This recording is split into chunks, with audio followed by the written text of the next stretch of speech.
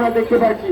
সেই চিত্রের প্রতিবাদ ঘটনার সাক্ষী আমরা, কিন্তু এর উপায় কি করতে দিতে পারে না সেই রাষ্ট্র, সেই রাষ্ট্রের প্রশাসন। আমাদের হিন্দু সম্প্রদায় ভালো নেই, এই প্রশ্ন কে করতেছে বারবার? কেন হিন্দুদের বাড়িতে আগুন ধরা না পাই?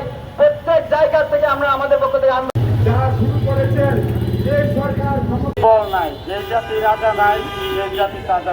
এই মুহূর্তে আমাদের মাঝে বর্তমান যে প্রশাসন সরকার আছে, তারা আমাদের সম্পদ সংখ্যালঘু বলে, সংখ্যালঘু যে ঘটনাটি ঘটেছিল, আমার সংখ্যালঘু বোনকে দর্শন করে আজকের যে বিভস্ত বাংলাদেশের চিত্র আমাদের মাঝে ফুটে উঠেছে, সেই ঘটনার বিরুদ্ধে আজকে সনাতনী ছাত্র সমাজের ব্যানারে নারায়ণগঞ্জের সকল সংগঠন একত্রিত হয়ে রাজপথে এসেছে। সনাতনী ছাত্র সমাজের ব্যানারে আজকে একাত্মতা প্রকাশ করেছেন জাগো হিন্দু পরিষদ নারায়ণগঞ্জ জেলা ও মহানগর, বাংলাদেশ জাতীয় হিন্দু মহাজোট নারায়ণগঞ্জ জেলা ও মহানগর, বাংলাদেশ হিন্দু মহাজোট নারায়ণগঞ্জ জেলা ও মহানগর, বাংলাদেশ পূজা উদযাপন ফ্রন্ট নারায়ণগঞ্জ জেলা ও মহানগর, বাংলাদেশ হিন্দু বৌদ্ধ খ্রিস্টান কল্যাণ ফ্রন্ট নারায়ণগঞ্জ জেলা ও মহানগর। কিন্তু আমরা এই রাজপথে দাঁড়াতে চাই না, আমরা চাই নিরাপত্তা। আমরা 5ই আগস্টের পরে একটি উক্তি আমরা খুব সুন্দরভাবে শুনেছি, ফলাও করে প্রচার করা হয়েছে যে আমরা এই দেশের সংখ্যালঘু বলতে কোনো শব্দ থাকবে না, এই দেশে শুধু একটাই শব্দ থাকবে, আমরা সবাই এই দেশের নাগরিক। কিন্তু বাস্তবতার চিত্র কি দেখেছি? এই নাগরিকদেরকে কোনো সম্মান করা হলো না। এই নাগরিকদের বুকের যে রক্তক্ষরণ হয় সেই প্রতিমাকে রাষ্ট্রে বুলডোজারকে বেরিয়ে তোলা হলো। যমুনা থেকে ঢাকেশ্বরী মন্দিরে যেয়ে বললেন, আমি আপনাদের কাছে এসেছি মানুষ হিসেবে, বাংলাদেশি হিসেবে, আপনারা হিন্দু হিসেবে পরিচয় দিবেন না, আপনারা নাগরিক অধিকার চাইবেন। আজকের নাগরিক অধিকার আমরা কোথায় পেয়েছি? আমরা যদি এই প্রশ্ন করি, তবে সে বাংলাদেশ থেকে এই বিগত 10 মাসে 11বার বিদেশ সফর করেছে, আরো একবার বিদেশ সফর করবে, কিন্তু এটির উত্তর আমাদেরকে দিবে না। আমাদের সেনাপ্রধান 5ই আগস্ট দুপুর 3টায় এসে বলছে, আপনাদের জানমালের রক্ষা আমরা করব। কোথায় করেছে সে? আমাদের নিরাপত্তা কোথায় দিয়েছে? সে বলতেছে বাংলাদেশ অসাম্প্রদায়িক হবে। অসাম্প্রদায়িক শব্দটা কেন বারবার আসে যেখানে আমাদের কোনো মূল্যায়ন নাই? আমরা দেখলাম গত শুক্রবার আমাদের রথযাত্রা,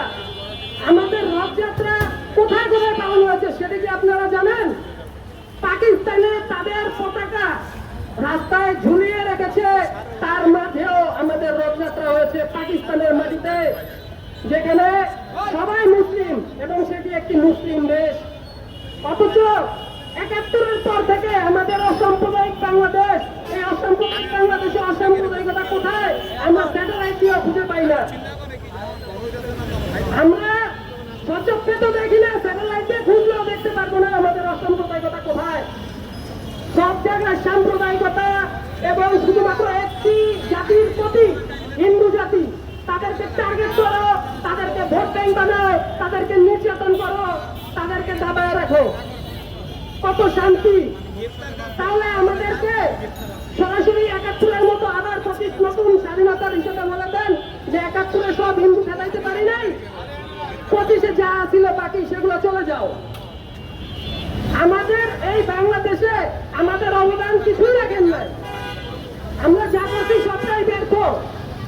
এই ব্যর্থ আমাদের অবদান নিয়ে আমাদেরকে চলে যেতে বলেন, আমরা চলে যাই। কেন আমাদেরকে এখানে রেখে নির্যাতন করছেন? আমাদের স্বরাষ্ট্র উপদেষ্টা, তিনি তার আইন প্রশাসনের প্রতি কোনো লাগাম ধরে না, শুধু যায় বৃক্ষ মেলায়, যায় ফল মেলায়, যে সবাইকে ফল খাওয়ায় আর ভিডিও ফুটেজ করে। আহা কি শান্তি!